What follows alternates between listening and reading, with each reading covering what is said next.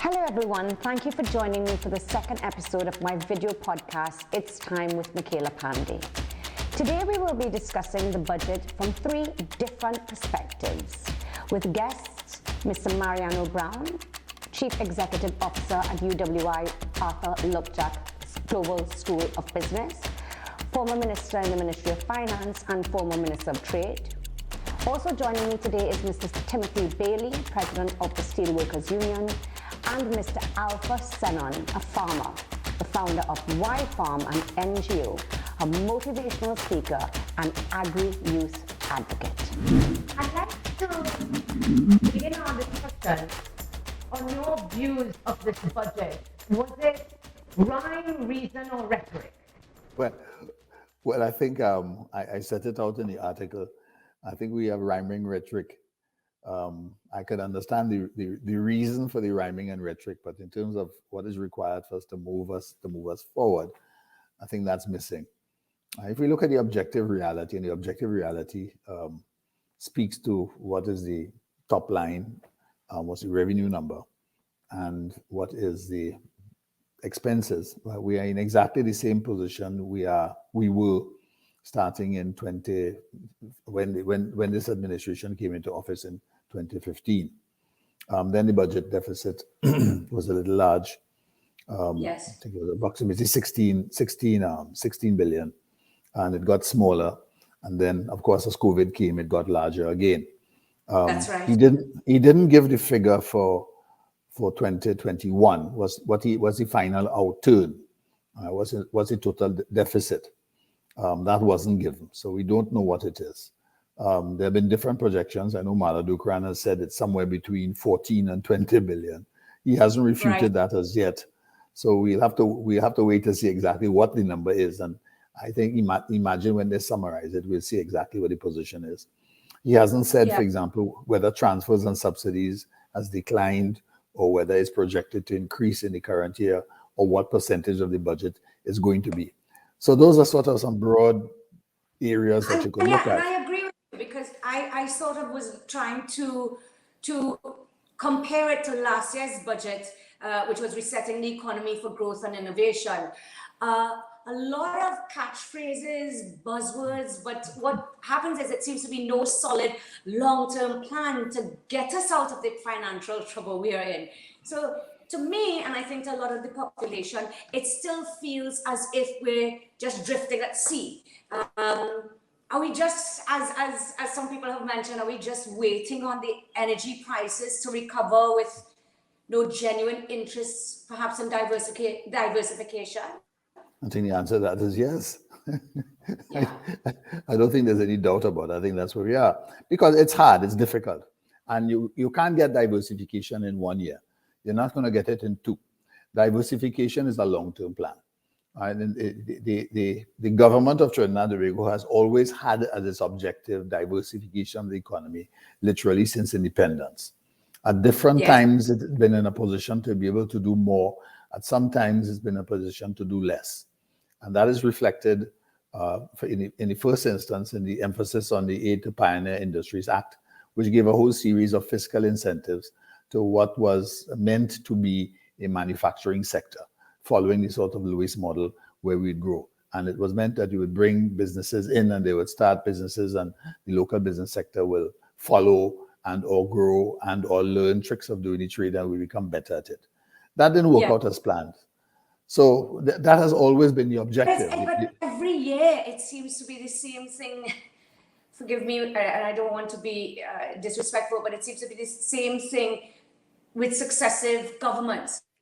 Well, this year, as last year, we spent, I think it's 1 billion more, and food prices continue to rise. So, and instead of properly investing in increased domestic production, this is the second term of this government, so that we can feed ourselves. We still have a food import bill that remains at approximately, if I got it right, $5.7 billion a year. So even I understand diversification takes some time, but why is the government not looking to cut wastage and mismanagement? Well, you have to identify it in the first instance and then identify it in areas in which you want to cut it. that you have to cut it. So there are a series of issues. Look, the deepest change that took place in the period 1986 and 1990. It is clear that no political party wants to go through that anymore. Again, all right? One understands that, but you have to get a bang out of your buck. You have to make your expenditure far more efficient than it is. That means you've got to tighten up. Now, to tighten up, you have to have some priorities. Which areas are your priorities, and how are you going to do it better, right? For spending the same amount of money. So you have to set some measures some performance measures in position by which you could determine whether I am doing better or I am doing worse. One of the difficulties that we are, I wouldn't say congenitally, we dislike. All politicians dislike being held to their hands being held to the fire, so they avoid very specific measures. But given the situation that we find ourselves in, there's some pretty broad things that we ought to be able to do. And we haven't started talking or managing government or speaking in those terms, in terms of getting it better. So it's the budgets are presented in very, very vague and broad terms. So we tend to see objectives being repeated from year to year, when the reality requires us to probably have those objectives spaced out over your 5-year term in terms of what I'm going to do, what I'm going to do this year, and how am I going to improve on it in year 2, year 3, and year 4?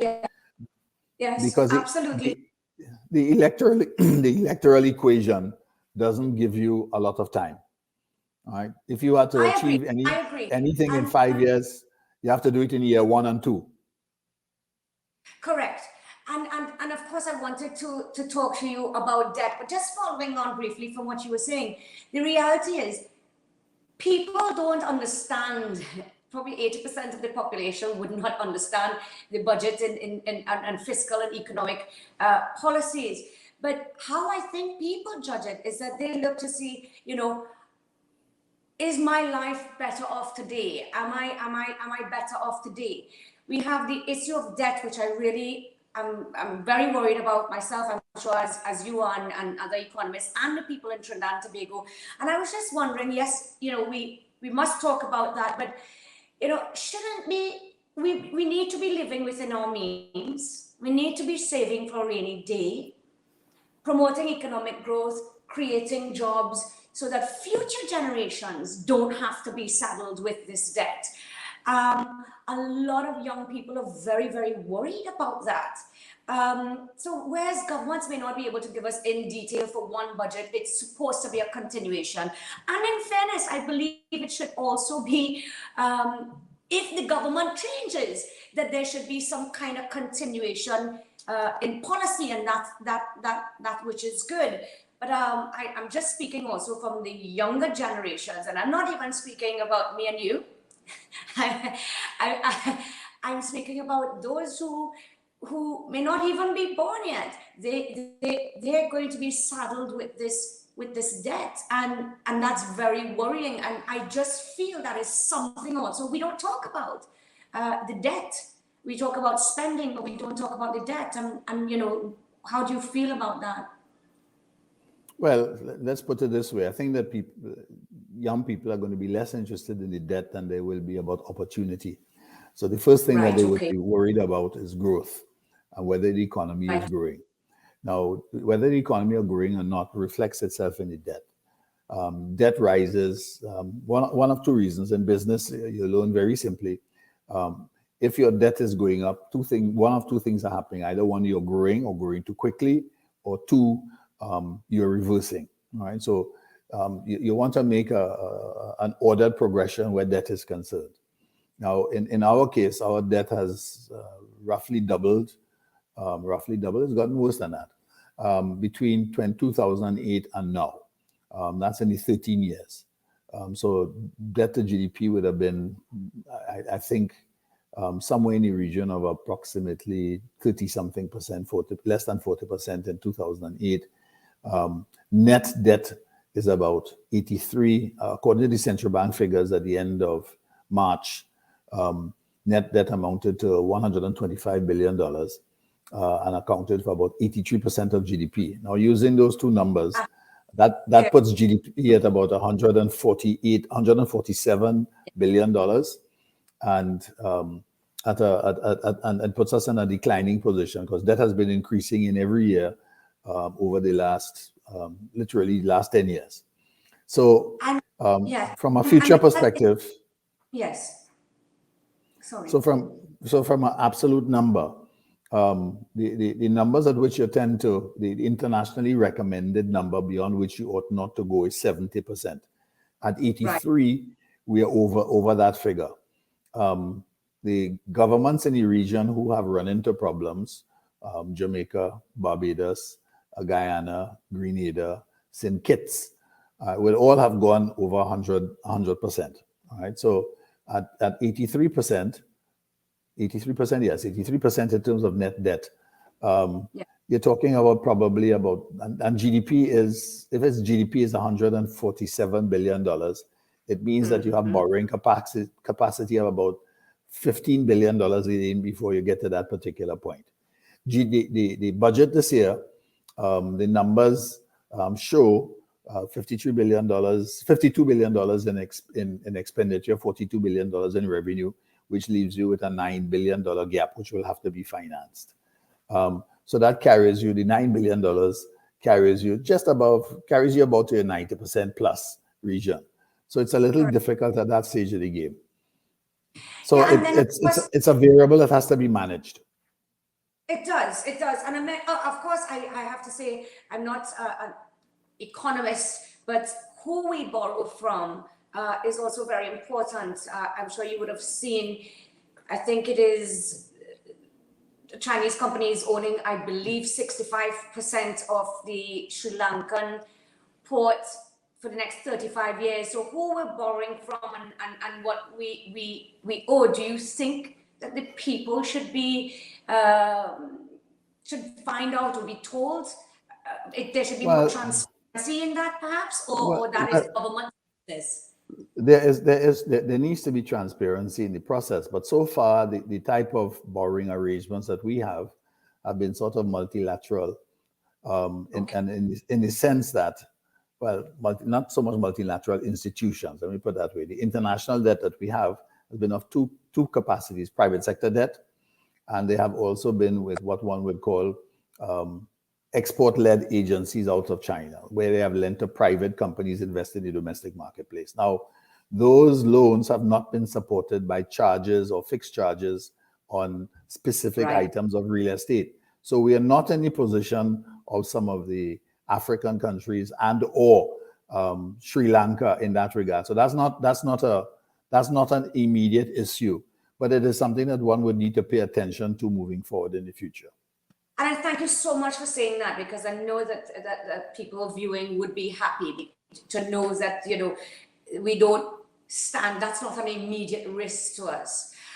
Mr. Browne, when we have all these different post-budget reviews, an important issue that we never sort of hear about is how the allocation of money is spent and how much reaches down to the ordinary people, especially when citizens will tell you that they don't see or feel any tangible improvement. And I just want to bring a kind of reference. National security, I was having a look at the figures, approximately $100 billion has been spent over, let's say, the last 19 years. And can we say that people feel safer today than in 2003? We've invested in crime prevention and detection. We haven't invested in the infrastructure, the DNA data bank. The last budget, 1.1 billion was allocated to the Ministry of Agriculture, together with 500 million stimulus package. I think obviously you would know that. But was that money spent? Where did it go? What improvement? Different matter. That's a different matter. What we're talking about is not so much where the money was spent, right? What you're talking about is what did you get for it? That's a different matter. right? There are two things. They did spend the money. I'm sure they did. The question is, how was it spent And then efficiently or what what did it you was get for spent it? on? You're right. Right, Right. right. That's a You're different right. point. All right. And I think that the critical issue is that a lot of our expenditure is on what we consider to be wages and salaries, goods and services, Right. which are consumables, right? And Right. what people are looking for is not only not only that we have police officers on the street, but the quality of policing has improved.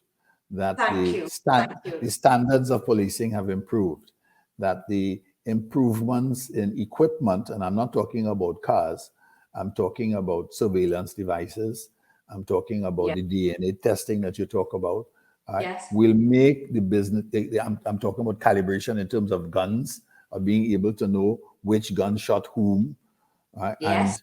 And you would remember the case with Mr. Griffith where a girl was shot in Carenage, and no one could tell which bullet shot her, whether she was shot by a police bullet or whether she was shot by the people who were shooting back at the police. It wasn't unclear. And when they called for greater evidence in that regard, Mr. Griffith was wont to reply that the test wouldn't be finished for at least another 2 years or 3. All right. And what you would want, and certainly in terms of the ballistics calibration and testing, you'd want to know that the forensics capacity of the country has improved so that it can improve the administration and systems which support justice. All right. So that in answer to you, we're not getting what we want because we are spending the money more on consumables than we are spending in terms of system improvements, right, to make the actual pieces work better together as a holistic system. Agreed. In fact, I was just, as you were speaking, I was remembering we were in Parliament at the same time when the DNA legislation was passed in 2009. 2009. Yeah, and that's and to this day, we haven't been able to set up a DNA database to be able to identify and help. In one aspect, detect crime and then also prevent. But going back into what you're saying, I accept that you say that a lot goes into consumables, but we cannot avoid, let us put it this way, the widespread allegations of waste, corruption, and mismanagement in almost every state enterprise and institutions, because of the lack of accountability and transparency. So probably at the beginning, I had joined them together, and I should have separated it. And in that aspect, I wanted to chat with you briefly about the Auditor General, who, to me, not as a person, but the office seems to be a toothless bulldog. Well, I mean, the Auditor General is a creature of statute, as is the president. So that the Auditor General is doing his job. He's reporting. He does not have... Exactly. I was looking at change, because the Auditor General... Sorry, sir, go ahead. So the issue is accountability is one leg. Right? Yes. Responsibility is a second leg. And the third leg is action. Putting the three of them together. All right, in the sense of are there any penalties? Now, the letter appointing a permanent secretary is I can't remember how many pages long it is, but it's a long device. It's about somewhere between 15 and 20 pages. But it continues and it states about what the permanent secretary is not to do. It doesn't spend enough time saying you are responsible for the following. In other words, it's negative. And the negativity is in essence not so much prevent. They don't put enough decision points in the sense of measurement on outcomes. It's not outcome related, right? It's about avoidance, right? So what you are talking about and the language that you're speaking is an emphasis on outcomes. Yes. Right? And outcomes have actions and outcomes have consequences. That's not how we have built our public services, and that's not how the public service has inherited. So that in order to make the gap between the two, Parliament and I think political parties now have to decide and must now work towards improving the business of government towards outcomes. Because otherwise we keep finding ourselves in this trap where we keep talking about corruption. He stole, this one did that, the state enterprises X, Y, and Z.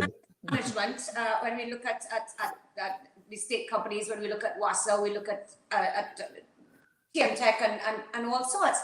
And when we look at the Auditor General, who I have great respect for and feel a great amount of sympathy for, he or she always says, the reports are never completed from the ministries or from the different institutions. She continuously asks requests for information. They're not provided in a timely manner. So yes, I totally agree with you. The outcome, and then we must also say that there are no repercussions, because if you penalties. Because I saw something recently that a regional corporation said it didn't have any money. And then they were saying they didn't get the money, they didn't get enough money, and then the government was saying they gave them money. All we had to do really was go and look at the report. But they had not submitted, I think this happened last year or year before, for something, their information to the Auditor General for, I think, over 8-9 years. The reports being laid in the Parliament in 2021 that are dated 2008. And that is something I think that really has to be looked at. And then, of course, you would know, we were there with the parliamentary watchdogs, which is the Public Accounts Committee and the Public Accounts Enterprises. I don't know that helps either. Well, I mean, the issue is how you devolve and divide your resources. Absolutely. For example, we talk about the judicial system. The prosecutor's office will tell you, the DPP, that he doesn't have enough staff. The judiciary will tell you that we don't have enough staff. They probably are both correct. So what are the new staffing? And we in the course of this particular budget speech, the minister said that the reason that to improve enforcement, that they are going to recruit 156 people. Yes? Yes. So it would appear that Inland Revenue doesn't have enough people now. That it didn't come across as whether those were new positions or whether those were vacancies that needed to be filled. Right? Indeed. Now, one was caught in some, well, if they were, I mean, 156 people are these new positions. He didn't say that they were, right? He didn't say that they weren't, right? And that's exactly how the budget speech is crafted. He said, for example, I've instructed the CPO to begin negotiations with the unions, and it must have a time date and a completion date and so on and so forth. Well, he didn't say that salaries were going to be increased, but it gives the impression as though salaries are going to be increased. Now, that's one of the weaknesses that we are treating with, and that to run things more or better, or to improve management, what you have to look for is certainty of outcomes. To have certainty of outcomes, they have some assumptions in position, right? That the Auditor General has to have the relevant staffing. He is really independent under the Constitution, but guess who provides the funding? Central government. The judiciary is independent under the Constitution, but guess who provides the funding? Right? The DPP is technically independent, but guess who provides the funding? Yes. All right. So Inland Revenue falls under the Ministry of Finance from an administrative point of view, but Ministry of Finance doesn't deal with doesn't deal with the staffing arrangements. The staffing arrangements are a function of the service commissions. The service commissions can't appoint and put people in positions if they don't have the budget to do it. Right. So now those are things that we have to square. Right. We have to square those institutionalities, and that requires us So 'cause when we speak and we speak in these general terms, we now have we have to become much more specific when we want to talk about outcomes, right? The presumption of an establishment says it needs to be of this particular size to be able to do this work. Yes, so by definition, yes. if I'm not of that size, I can't do the same amount of work, right? And that works its way all across the system. So to make the system function, you have to pay attention to those basics and you have to manage with those basics in mind. We make a lot of noise in the public because we expect certain things to happen. The public officials are constrained in their responses because they're fully aware of what the situation is. Yes. Right? So when we speak like this about mismanagement or management or improving this or doing this and so on and so forth, we have to go down to the details. Right? Yeah. Why isn't the judiciary properly staffed? Right? And what do I do to improve it? And if that is an improvement area and a priority area, I'm going to address it over what period of time? Am I going to fix it this year, next year, or I will just continue just giving them enough money to keep them happy or keep them satisfied, and we get the same outcomes, right? Now, those are the kinds of things that we have to address and make those issues transparent if you want to go after outcomes. So to complain that we don't have outcomes presumes that there is a system to give you those outcomes, right? And I'm saying that the systems aren't there, right? And government's responsibility, the responsibility of a political administration, right? Any political administration that is in office is to fix those things. One understands that from time to time, you may never operate entirely at 100%, but you don't want to be operating on 75. That's right. That's right. I totally agree with you. And I think, especially at a time where money is short, to put it in layman terms, of course, we're going to have to prioritize what's most important. But I do feel a lot of money is wasted. And perhaps, again, as you said, we have to get the right systems in place. And almost, would we be wrong to say that the country may have to be managed like a business? Because if you had a part of your company that wasn't functioning, you would need to know how much staff you have to have, and you would need to know where you need to cut expenses and where you need to spend more. Would that be going too far to say that? No, the principles of management are the same principles whether you're in business or whether you're in government. Correct. Right? It doesn't matter where you are, right? It's about how you manage the resources at your disposal to have outcomes. Right? Now, that may mean that we may have to change some of these systems. Maybe some of these systems are archaic. We have some examples. So take inland revenue, for example. We had a great example last week. It's the end of the financial year. It's about a tax amnesty. So we want everybody to pay their money as quickly as possible, and certainly at the end of the financial year. But the cashiers closed at 10, right? We were informed by a clerk that it is normal to close the cashiers at 10 on the end of a month because to facilitate audit. Well, in the days of computers and computer organizations which run those things, surely the administrative structure of a closure at 10 o'clock is to facilitate what one would call cash counts and the depositing of cash within a particular time frame. Given that we are in the 21st century and that there are all different kinds of mechanisms for depositing cash, surely you could close the cashier at 1, 2, or 3. Right, and you could still use a night deposit safe, or alternatively, the funds could be held overnight with a security company. Right? So tell me, technological advances as well, and that's why I think I'm going to have to bring you back for administrative reform. Mr. Well, that's when you get to be prime minister. Well, you caught me there. I normally have an answer for everything.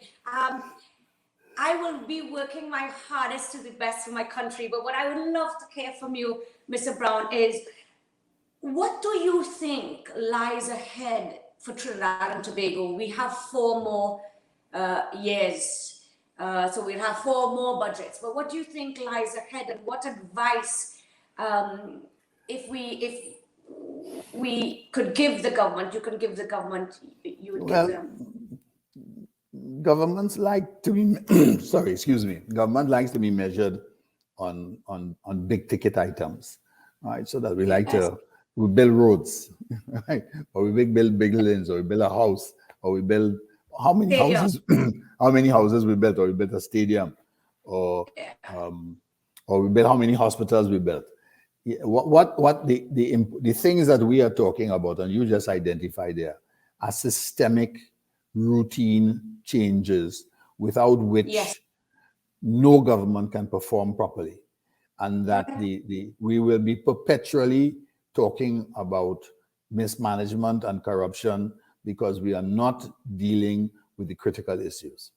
And I think that is what we have to pay attention. The critical issues are systems, making certain that the systems work, right? And that essentially started off in the 1990s, and it is an unfinished exercise because we've never returned to it. We abandoned it. So I guess we will have to do something about that together at some stage, perhaps in the near future.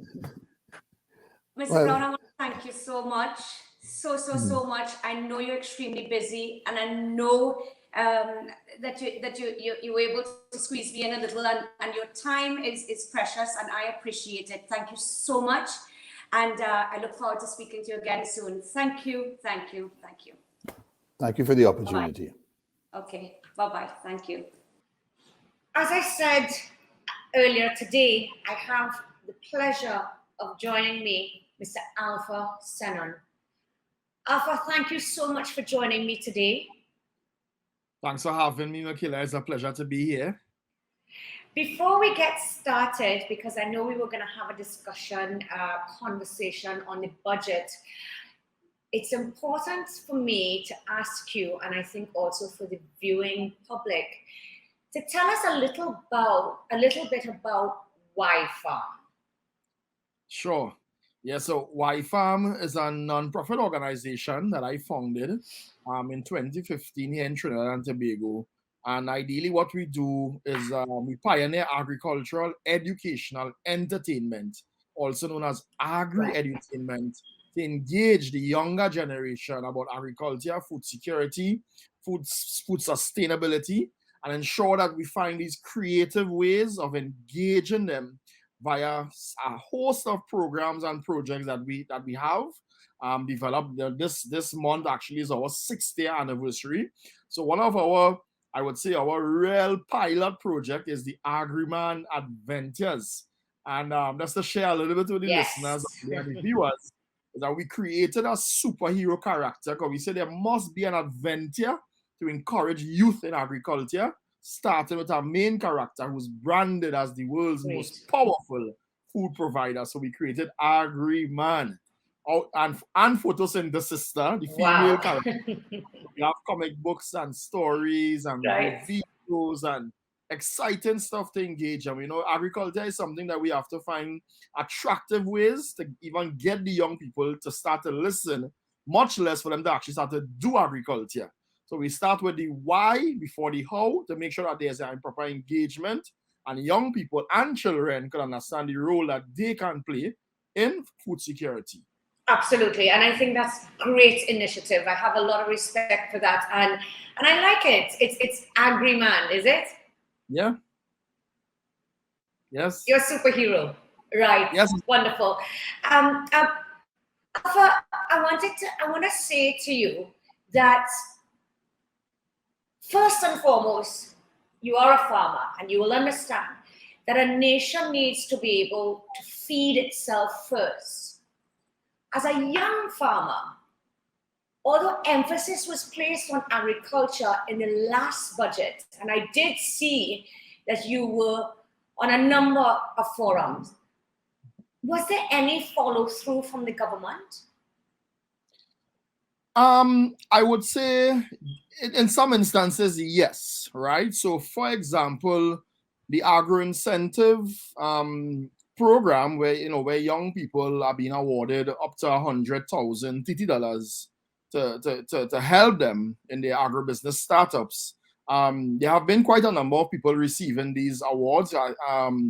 And then there's other programs though that I'm not sure where exactly the status is, but I'm in some talks with some folks who say that it's on stream. For example, the Homestead Initiative, which was announced in the previous budget in 2020, and I think that is still in the designing process right now, as opposed to actually being launched. Then, so I mean, we see a lot of big releases in terms of land for young people, etc. But I'm yet to see, young people actually receiving lands. You more see some of the older farmers and older folks who was farming for years now getting some state lands, etc. But very few young people. So, in one hand, there are some things that are happening, and the other hand, there's still quite a number of delays. I mean, I wouldn't have information as to how and how not. Of course. But I was just saying it from a physical, a tangible, a real almost point of view, because we don't know what goes on at higher levels of government. But, because many farmers will say, for example, with the grants, which we will get into, that it hasn't actually trickled down. But before we get there, why do you think agriculture continues to be so neglected in Trinidad and Tobago when it is so important that a country is able to feed itself? It seems to be the one sector that has always been neglected. Why do you think that is so? You must, as a young person, you're doing your bits, to try and, in your own way, boost agriculture, make agriculture something that is, I read something that you were doing to make agriculture cool. But why do you think agriculture continues to be neglected? Well, very good question, Mickela. I think there's still a lot of businesses that see more profit from importing foods as opposed to growing foods here. So a lot of people and a lot of the powers that be in the country, I'm not going to label anybody or anything, but a lot of the powers that be, they continue to import food. Yeah, they continue to import food as opposed to, promoting or even, growing food here or investing in the local industry. Because, you would know that, a sector to really become sustainable and really economic growth, it wouldn't only take government in interjection, but also private sector as well too, and the businesses and whatnot to be able to come in and collaborate to create bigger projects. But it seems to me, I mean, a very elder friend of mine once told me that, politics is a big business. And politics being a big business, agriculture is also a big business. And so politics and agriculture is tied. But then a lot of times it's tied to more foreign investment with, being able to import food. Like, it seems easier. It may be more profitable. I'm not too sure. But these are some of the things that I have seen. Yeah, and then you're for some reason or the other, we still look at agriculture as something real old school. Where we have seen, I travel the world and see, the big business that agriculture is with the technologies, with certain climate smart technologies that exist right now, and agro-processing plants, and really flourishing in a developmental country. Here in Trinidad or even in the Caribbean, we still a bit backward in the way we do things. We still we want to get up to pace, to speed, but we're still doing it in a 1960 something old school way. So I feel as though.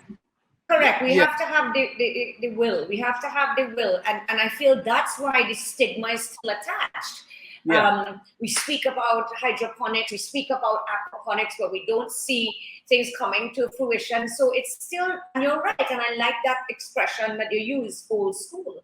It is because it is old school that you're not perhaps getting younger people involved in something that's so important. Food is a basic necessity for life. Yeah, I mean, so I think you're right.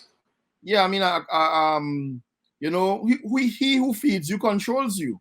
So if we still dependent on someone else's country or someone else's economy feeding us, then are we really in control of ourselves? Are we truly independent? So a lot more must be done. definitely at the growing level, as well as you previously mentioned. I often, so even when I think about some of the grants that the government give out, there's a lot of people that it doesn't reach to as well. And because, that youth man in whichever part of the country, he may not be able to develop a proposal, so he needs to get the skills to be able to do so. Another major issue too is that a lot of our farmers, they are not registered. So they don't have a farmer's badge. So they can't receive these incentives. That's another major problem as well. So even for some farmers, they hear agriculture get 1 point whatever billion, and to them, it doesn't mean anything because they have no badge, they don't have no land tenure. But trust me, they're feeding us. The majority of the food in the market is coming from certain communities in the country, and many of them don't have land tenure. So the government still needs land tenure is a very, very, very important factor. We keep on hearing successive governments talking about it and not bringing anything to fruition. Land tenure is a huge and important aspect when it comes to agriculture. And I wrote it down to just, sort of comment so I didn't leave you there on your own, where when you talk about importing food, really and truly, it's profiteers. I don't even begin, I'm not saying any one person or business, but it is almost profiteering because you're just simply importing something and selling it. And I think we have to start talking about buying local, eating local, and pushing our own. I thought that was so important, and I'm glad that you brought it up. And I thought it's so important also because I've been speaking to some farmers since the budget was read, and while the government speaks of stimulus packages, there are no incentives for production in key areas with the potential for export. We were talking about feeding ourselves, and now food as a production in key areas so that we can export. Is that something that farmers would want or have thought about or would like the opportunity? Yes, I think there's a lot of farming communities who wouldn't mind pooling their produce together and sending a couple containers of pimento pepper, hot pepper, dashing bush to Canada, to Miami, to London.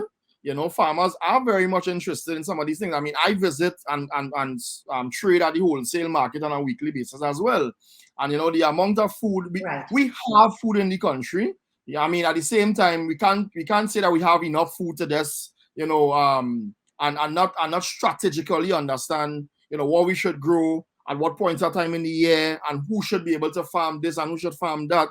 Because everybody cannot just grow dashing bush. Everybody cannot grow hot pepper, so we have to strategically position it in a way. But I am saying that farmers would definitely be willing to be able to, with incentives, with support from institutions, etc., to send things away and get paid in US dollars, because, bringing a crop is not a very easy task. Bringing a crop is not an easy task at all. And farmers I know. Yeah. I mean, even if we started small and sort of just looked at within the Caribbean, exactly. We've got to think outside the box. We need to inject new life into agricultural industries that are part of our tradition. So we've got cocoa, coffee, citrus. Yeah. I think those things are very, very important. What's your view on that? Mickela, we have products here in the Caribbean that the world is yet to see, and we have the exporting ability. But we still need a lot of work on, the product development of it. As you mentioned, cocoa and coffee. Trinidad have one of the finest quality cocoa in the world, the cocoa bean, right? But, I mean, recently we got an award for one of our private entity having a very good chocolate bar, but we don't have top ranking chocolate bars in producing it. But I'm saying, I mean, things like breadfruit and shatime and all these things are things that if we find ways and means of packaging it, whether you agro-process it, whether you turn breadfruit into chips and you sell it, we have the ability to do so, but we still very much closing in a box, you know, of only thinking about, well, I could just make pepper sauce, you know, I could just make a seasoning. But we could do so many other things that I often rant about, you know, going to the supermarkets and you seeing mango, dried mango, coming in from Thailand, from Philippines. When in mango season in Trinidad, when they go down library, fly fed up eat mango, the mango there on the ground. But we still buying from these foreign countries. So there's a lot of work that can be done where agro-processing is concerned as well, and create products that the world would love to see as well. One such product that we created as well is the candy spices pimento powder. We found our way to dry pimento and crush it and grind it and have it in a powder form in a pack. And people all over the world, West Indians all over the world, Trinbagonians in particular, you know, Trinbagonians love your pimento in your pot. Since they couldn't travel for COVID and get it, they want the pimento, so we were shipping to them. There's shipping via TT Post and whatnot. Not in any big bulk, you know, because that's a whole process by itself. But these are some of the things that we have to be able to give off our West Indian flavor, our Trinbagonian flavor to people across the world as well, to celebrate and sell who we are and our heritage now, you know? Of course. And one of the reasons I really am happy that, you know, you agreed to come onto the show was the fact that not only we're not here to just criticize and pick holes and things, but to also give solutions. And I've been looking at you and I've been following you, and I really like it. And in fact, you've made me excited about agriculture. My dad, mind you, has started, especially with the COVID lockdown and things like that. He plants his own vegetables and things at home. And I saw that a lot of people in Trinidad were doing a little, what do you call it, kitchen gardening, starting small and planting, you know. Alpha, we're running out of time, but I think I don't want to miss the opportunity, first and foremost, to just say thank you to all the farmers in Trinidad and Tobago. And I know they need more support, and I know the money needs to trickle down to them. And I mean, whether that's dairy farmers, whether that's the fishermen, and we will do our part to speak out as well. But in closing, again, I want to, because you're a young man who's achieved so much, not just within Trinidad, but internationally, would you give young people some advice of how to get involved? We, for example, have the agricultural faculty in UWI, and we have lots of graduates coming out, and somehow we're not closing the gap between them. They go into other professions, business or insurance or different things. So if you could just leave us on a positive note, because I'm sure you know what I'm talking about. Yeah, absolutely. The young people out there, from graduates, from the faculties of agriculture, whether it may be UTT, UWI, I honestly see that there are opportunities. Sometimes it's not always that the opportunities will just come and be given to you in your hand. You have to kind of seek the opportunity and go beyond seeking and also seize the opportunity. Find your place along the agricultural value chain. When I speak of value chain, I speak of, the process from seed to seedling, to planting it, to bearing fruit, to processing it, to packaging it, branding it, getting it to the shelf. So that seed to shelf, that farm to table, that entire chain, there's a place for you as a young people in that chain. You may not like the planting, you may not like to be the dashing bush patch like me. That's my favorite place. In the mud, in the dashing bush patch. Right? But you may be interested in taking the dashing bush, cutting it up, and putting it in a callaloo pack and branding it and telling a story. You may be interested in taking the pimento and grinding it and making it into powder or hot pepper or what have you, right? You may be interested in taking the agricultural degree and teaching young people using education. And of course, there are different types of farming, which we could go on and on, the hydro, the aquaponics, etc. Yes, But I think that of young course, people yes. could find the opportunities there along the chain, start creating small ideas, start small with your idea, develop it, and then you could seek to get support from whether it may be the ADB, come to WHYFARM for support, not financially from us, but be able to capacity building and technical support, etc. The Ministry of Agriculture have a lot of courses, a lot of programs. They fill up fast, but still try to get in your education as well too. And for the young people who's may not be academically inclined, but they're doing the agriculture, I just want to encourage you all to keep on keeping on, like really keep on doing it. Try to really advance your business, brand yourself out there, find the I in your idea and the you in your uniqueness to create a product that is one of a kind. Lovely. Yeah. Thank you, my friend. What absolutely great words of wisdom. We might have to do a show just on our own. Thank you, my friend, for being here with me. I know you're a very busy man. Thank you, and I truly appreciate it. You're welcome. Thanks for having me. Same to you. Thank you, my friend. Thank you. Thank you. Thank you very much. Today, I also have the privilege of speaking with Mr. Timothy Bailey, President of the Steel Workers Union. Welcome, Mr. Bailey. Good afternoon, Mickela. Thank you for having me on your show. It's a privilege to be here this afternoon to participate in this discussion. Thank you so much. I know that you are the president of the Steelworkers Union, but you speak definitely for workers in general.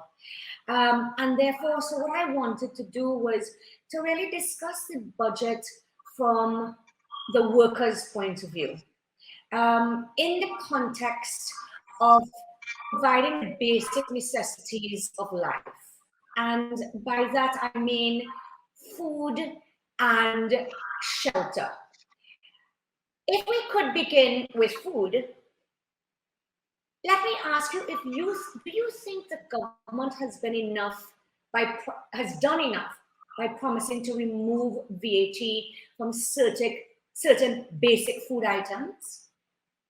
To be quite honest, I do not think that. I believe that just removing VAT on certain items is not sufficient, as VAT can easily be replaced.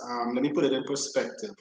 All a grocer or anybody who owns a mart has to do is increase the price of the product to compensate for the loss in VAT. And that there and there would basically eliminate the removal of VAT. What should have happened is that the key essentials, that being rice, flour, sugar, oil, salt, the government should have made a move to regulate prices for the next year on these essential items. And that in itself would have been a very good initiative and a good move that workers would have reaped the rewards of and workers would have benefited from. Of course. I have had the privilege of working with you before. And we have done food distribution to those most in need and traversed quite a lot of the country, if not all of it. And what we've realized, as you would know, is that people cannot afford food. They are now having to choose between feeding their children, and at the same time paying rents, paying loans, mortgages, and these kinds of things. So to me, I was thinking the government could have perhaps done better when it came to providing a basic necessity of food. And like I say, as you have rightly said, taking off VAT doesn't mean it will result in cheaper food. I don't know what your experience is personally. Do you feel that people after the budget will be in a better position, or there is just no guarantee? Well, as I would say to my normal friends, I believe I look at the budget as something that continues to happen over and over. We keep recycling the same thing over and over. Last year was agriculture, now it's SMEs, and it never reaches down to the ordinary man, to the worker. And that's so unfortunate. In layman terms, we call it a puppy show, unfortunately. Yes. There isn't anything really feasible that workers could hold to, ordinary citizens could hold to say that I got this from the budget. But it is the culture of our country, not only this government, but multiple governments before have been guilty of operating in this type of way. So it's unfortunate. Many people feel, although they may listen to the budget, many people feel that they don't see any kind of tangible difference, whether it is that they give money into roads or infrastructure. They don't see any difference. They think the only thing that affects them really is if they have put a tax. But otherwise, it's always been the problem of, the money trickling down to the average man on the street being able to benefit, which really takes me on to our second topic, which is housing. And I go on to that for the simple fact that, yes, food and shelter, two of the main necessities of life. And we see that 600 million has been allocated for housing. Yet there were thousands. In fact, I saw them myself. Thousands of empty houses, vacant, and not being allocated to the homeless or those even young people trying to get onto the property ladder. Why is that? I can speak for, I've seen it myself near where I live in San Fernando. I saw hundreds of houses with my own eyes in Aruca. And what is happening, Ms. Veli, is that you're seeing people begging for years for homes and nothing happening, while houses throughout the country literally just goes to rot. So we're adding on 610 million. We're going to, the government says it's going to spend in the next 12 months to do what? Is it to build more houses, or is it to repair the existing ones that have now become dilapidated? And how are the workers going to access it even then? Exactly. Unfortunately, what we have is, again, a culture where basically contractors, financiers, friends stand to benefit from the continuous building of low-cost housing. Some of the times, even though it's supposed to be low-cost housing, it really isn't. And $610 million to be spent on additional housing when the houses that already exist have not been allocated. It's unfortunate, and it tells a story by itself. I have been in a situation as the leader of my organization, and even my predecessor, where we would have made approaches, because people tend to forget that the steelworkers in Trinidad and Tobago was separated without any separation benefit. They went home without any severance after 36 years of service and dedicated service and contributed to our economy. And some of these individuals would have lost their mortgages, would have lost their houses. Some individuals who were basically aspiring to buy this dream house, that dream, they got up one morning and that dream was shattered. So we made an approach to the government, basically asking that consideration be given for these workers who maybe earning in a lower bracket now to access these houses.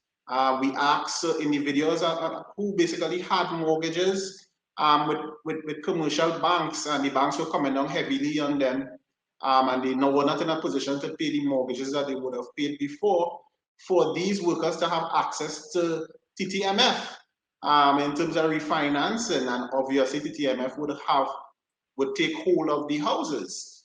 That assistance has never come, and it is a story that continues as it relates to housing in Trinidad and Tobago. housing is supposed to be something that is accessible and available to the ordinary man in Trinidad and Tobago. And while some people are fortunate, it doesn't happen, and it's unfortunate. Absolutely, and following from there, I want to also say, what about the method of allocating houses?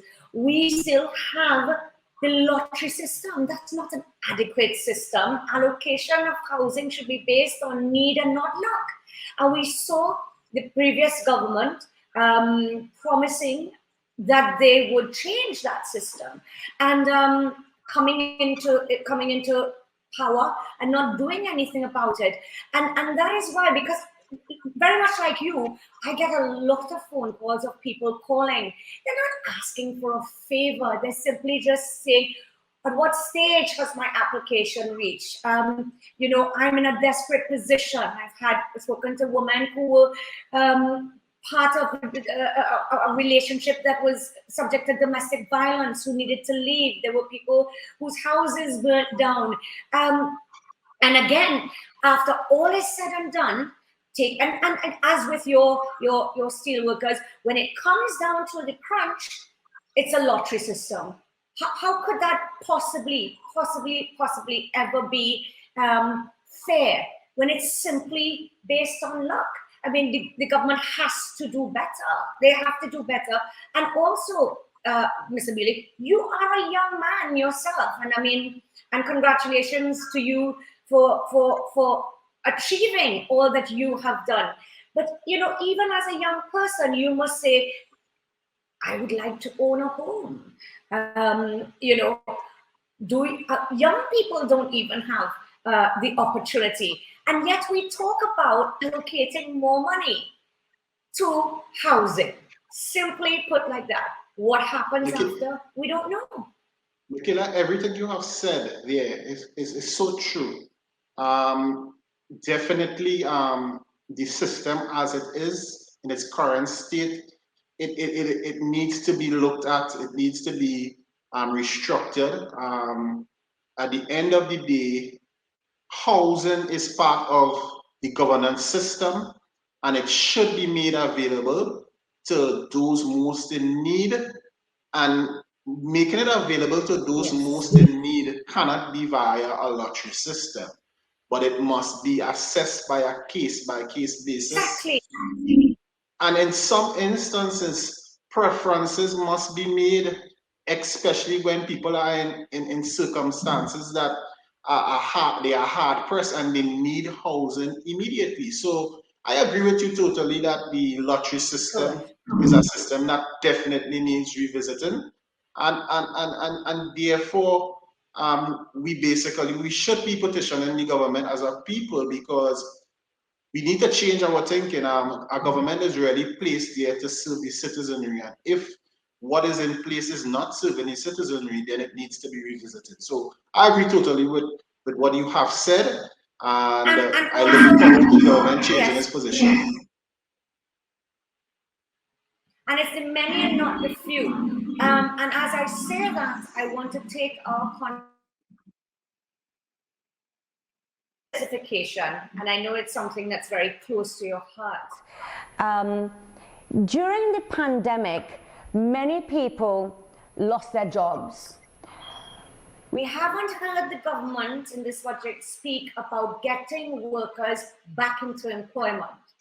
And by that I mean creating jobs in the non-oil sector by diversifying the economy.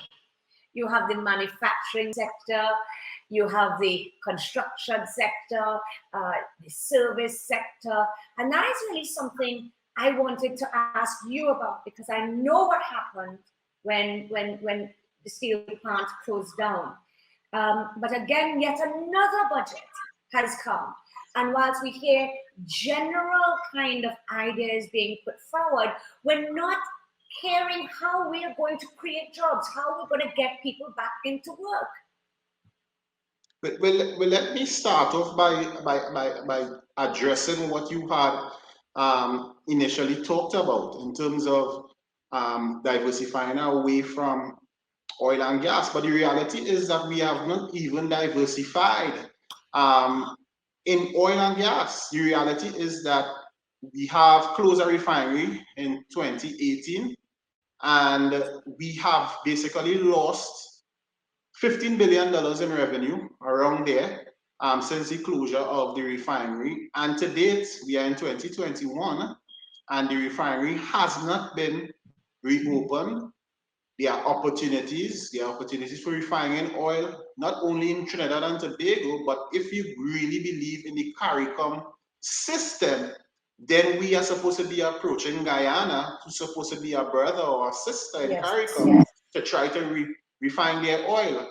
And I think that we need to move away from the mentality that we have currently, where we as citizens hold on to the politics of the day and look at things and look at the situation for what it is. Trinidad and Tobago has a refinery that is currently idle, is not being utilized and needs to be utilized. And whether or not the government of the day doesn't like the individuals who made approaches to approach the to buy the refinery, the reality is that any decision on the refinery is supposed to be made in the best interest of Trinidad and Tobago.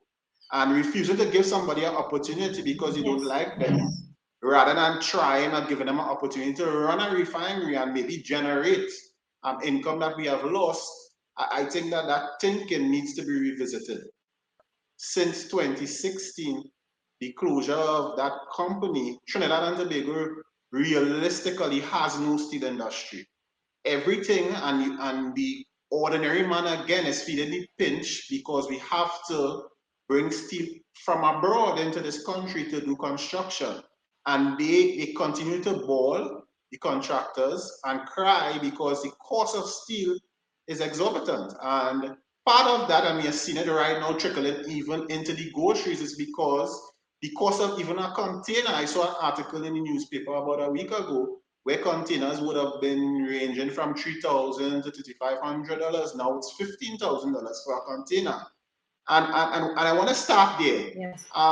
We would have basically engaged the services of individuals, both internationally and locally, and would have put together a proposal to the government of then, which is still the government of today, where we would have said to the government, we want to diversify the steel industry. We don't only want to produce the historical products, which were DRI, billets, and coils, but we wanted to go into sheet making and further down the stream, build containers. As it stands today, based on that article, if we were taken seriously and our government had believed in us, we would be in the business of making containers for not only the region, not only Trinidad and Tobago, but worldwide.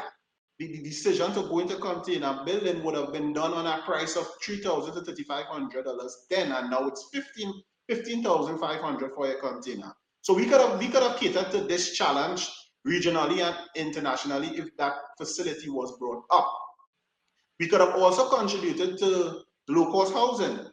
You can use containers, and all of this is found in our proposal, where we could have contributed to low-cost housing. We could have gone into container house building, and we would have been able to cater for that. But most importantly, the reality is that steel prices worldwide is at its highest in the last 20 years. If there was some level of belief in the citizens of Trinidad and Tobago, who would have basically built Mr. Mittal's empire via Mr. Mittal owning our company as one of his first foreign entities and expanding worldwide. If we had the support of the government and the belief of our leaders in its people, we would have been in a position right now where we would have been able to diversify away from oil and gas, and we would have been in a position where we would have $1 billion revenue stream. There is a report that was published in the newspapers in 2020, January, where it was said that 256 million US dollars, which equates to approximately 1.8 billion TT dollars, was lost between March 2016 to the December 2018. So if you do the maths, it's approximately $1 billion a year. So we need to look at restarting the steel industry, definitely. What do you think the government can do to really genuinely help workers who have lost jobs? You would have seen in different countries they had this furlough system, government set up to protect really and provide a cushion for workers who had lost their jobs. And especially in Trinidad and Tobago, yes, there were grants, but those grants were just, for example, for 1 month, and yet there were people who had not worked for 18 months. And you have to wonder what is happening to those people today.